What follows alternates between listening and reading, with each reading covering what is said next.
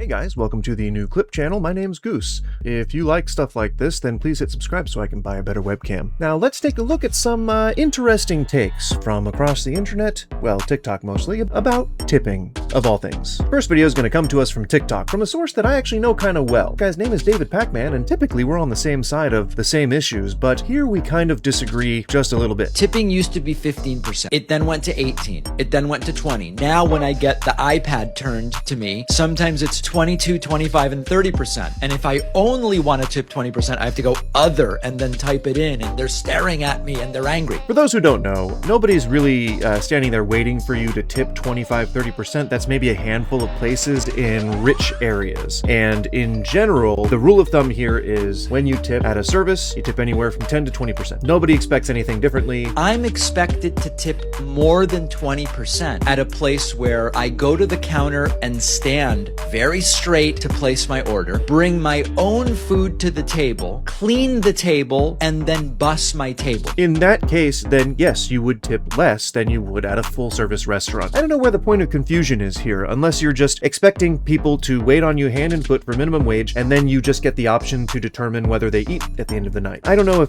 if that's your gripe or what your gripe is here, Pac-Man, but slay on, Queen, if that's what you want to do. And I'm expected to tip 22 or 25 or 30%. No, nobody expects that. You think people are expecting that because that's the buttons on the screen. What you're supposed to do is you're supposed to use that little thing in your noggin called a noodle. Mixing metaphors here, but you're supposed to use that thing, and you're supposed to start using your common sense, and you're supposed to say, okay, is this a service that I can perform at home myself? Can I bring my own dinner plate to my table? If you're ordering at a kiosk and you don't see another human face and something robotic, one of those automatic moving robot things brings it to you, then no, you probably wouldn't tip. Again, you just use your common sense. It's very, very simple, very easy. This is not typical in most of the world. I want to get back to that. Think about the growing number of places where you are now being asked or offered the opportunity to tip. Of course, restaurants, self-service coffee shops, takeout counters, food trucks, self-service kiosks. Not self-service kiosks. I don't know why you would choose to tip at those places. If you're being asked to tip, then that's one thing. That's fine. You know, owners and front of the house staff alike will support doing, corner cutting. They some of them will support being corrupt. Some of them are corrupt themselves. Some of them look the other way. It really just depends on which places you go and how much they value the almighty greenback as to what type of corruption they'll get into. But most places don't do things like that. Most places typically just ask you for a tip. If you say no, it's fine. You can walk out the door without feeling any shame or insecurity whatsoever. Nobody's going to look at you sideways, and you can come on back if you wish. Delivery apps, hotel check-in in certain scenarios. Now you're just making shit up. Even at some retail type stores. I love how nebulous this is, but you're not giving any examples, but okay. Botox injectors expect tips, everybody. Only a guy like David Pacman would be so out of touch as to give away his elitist status by conferring with people about whether or not they were asked to tip their fucking Botox injection. People report being asked for tips at auto repair shops after picking up their car. This is a right-wing tactic, David, when they say, those politicians that we disagree with so much, say things like, there have been reports, people have been reporting, we've been receiving word, people have said, people have claimed. Even self-checkout screens in some places. What are we tipping for? Service. We have a question for you. You have to answer a couple of questions. There's one question, which is how much do you want to tip? Right, it's out of decorum. The tip system itself is broken, and we all acknowledge that, but it's been around for about 100 years now, so has the decorum around it. It's supposed to be like this fancy thing, and people still are in the muscle memory habit of treating it that way. That's not an indictment on anybody, you fucking weird. Anywho, to sum it up, I agree with David Pacman on a lot of things, but I think that just like Brian Tyler Cohen, he remembered all too late that you can remove the shoulder pads from your business blazers and look much more professional. Sadly, it's behind takes that I actually agree with, and this one kind of lets the mask slip just a little bit. I'm gonna say 2 out of 10. Kind of shitty. Let's move on to another TikTok. What's your service industry hot take? We all need to stop tipping right now. Okay, initially I'm going to say I disagree, simply because that's the system that we have right now. It's just kind of what we have to live with right now. It's what we have. It's broken, it's bad, but it's what we have. And until sweeping legislation happens, there's not really a whole lot we can do about it, except keep tipping. It's unnecessary. It's a silly thing that we do. And all it does is encourage people to pay us less. If we can get an actual wage with insurance, I'm totally fine. But that's not what's happening here. You aren't getting paid a fair wage. You aren't getting paid benefits. You aren't being taken care of. Nobody's looking out for you in this case. In fact, what's happening is the owner is effing you in the A, and then the customer is turning around and saying, well, this is unfair that you get effed in the A. What I'm going to do is instead of helping you, I'm going to go ahead and pay him my money to go ahead and keep coming here. But instead of supporting you and doing and encouraging them to pay you better, instead what I'm going to do is I'm going to go ahead and pay for that owner to keep his business open, and I'm going to just remove that whole pesky expectation that has been around again for 100 years, and I'm just not going to pay you your due burden that has been passed on to us by unscrupulous owners. Instead, what I'm going to do is I'm going to keep him in business, and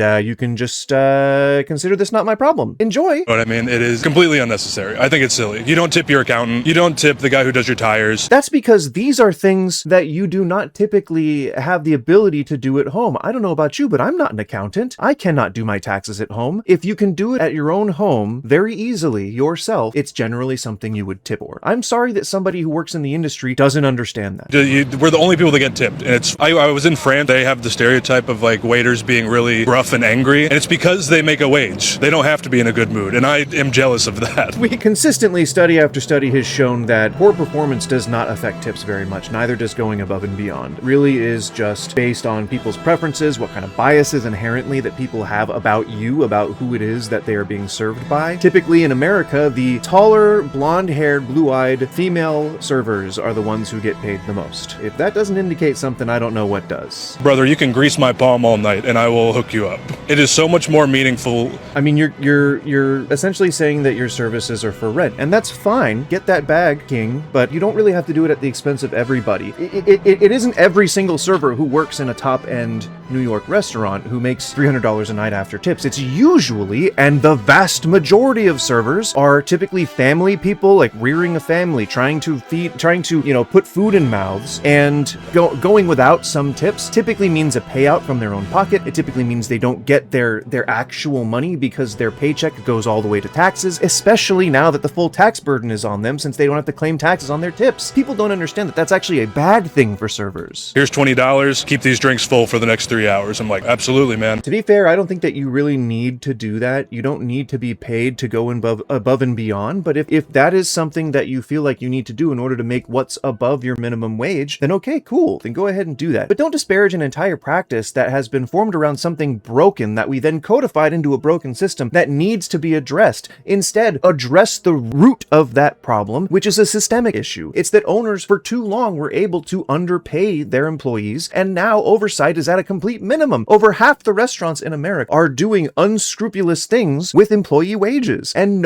there's no oversight or protections, and union busting is a regular thing. The largest corporation that lobbies on behalf of corporate restaurant owners and entities is the National Restaurant Association. It's the one that claims to be the biggest advocate for the restaurant industry, but the only people that they advocate for are restaurant owners who, by their very nature, want to pay as little as possible to their employees and for goods and services. Like that's the role of an owner, is to penny pinch as much as possible in order to save his own nest egg. And that's all they care about. That's their only interest, is paying themselves money and making sure that they can protect what they've built. Power to them if they do it in an ethical way. In summary, I'd say that this guy seems to know what he's doing, but he could also just be a paid actor who's throwing an apron on and giving a hot take about the service industry. If he knows what he's doing, then perhaps he's inexperienced, or he makes enough in tips that he doesn't have to advocate for people making them. But this isn't going to cover Jo Beth Marianne in bumfuck Arkansas, who is working like 80 hours a week at 2 different jobs, trying to split her time between tipped and non-tipped work so she can feed her goddamn kids at the end of the evening. Not representative, not even the largest majority. A very small minority is what he stands for. I'm going to say 3 out of 10, spurious at best. We're going to end today's video with one third and final clip, which we're still going to rate, but I have seen this one before. I'll admit I have seen it before.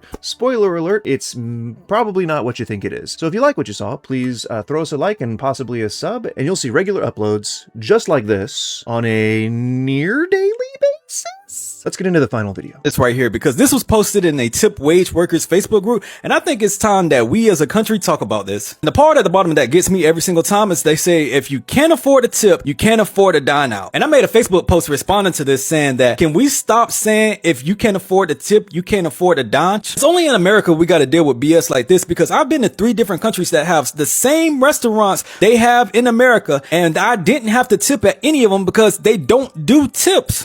Well, the reason why that might be the case is because they pay their workers. And if they pay their workers because of the law, because they haven't codified the system into place, then it's likely that they're also getting benefits and that they have upward mobility, and job security and guaranteed wages and guaranteed hours and guaranteed shifts.